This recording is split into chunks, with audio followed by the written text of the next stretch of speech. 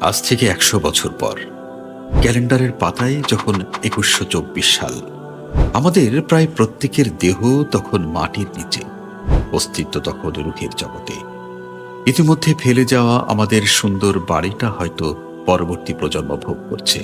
পছন্দের কাপড়গুলো ব্যাকডেটেড হয়ে গেছে, শখের গাড়িটি হয়তো অন্য কেউ চালাচ্ছে।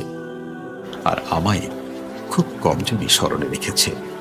হয়তো কেউ ভাবেও না, হাতে সময় নেই, যাদের জন্য সব করতে নিজের জীবনটা শেষ করে দিয়েছিলাম।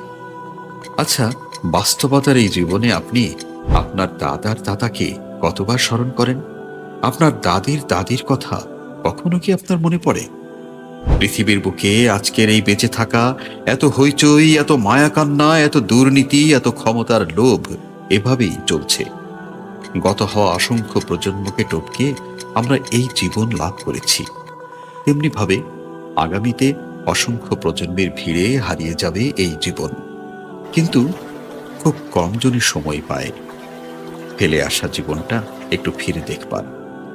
বাস্তবতা হচ্ছে এই জীবনটা আমাদের কল্পনার চেয়েও অনেক অনেক ছোট।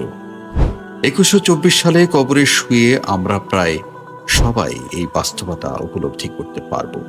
সত্যি দুনিয়াটা কতই না তুচ্ছ ছিল, একে ঘিরে দেখা স্বপ্নগুলো কতই না নগণ্য ছিল।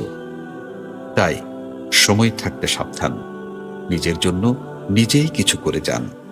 আপনার মৃত্যুর পর আপনার জন্য অন্যেরা কিছু করবে সেই আশা বাদ দিন।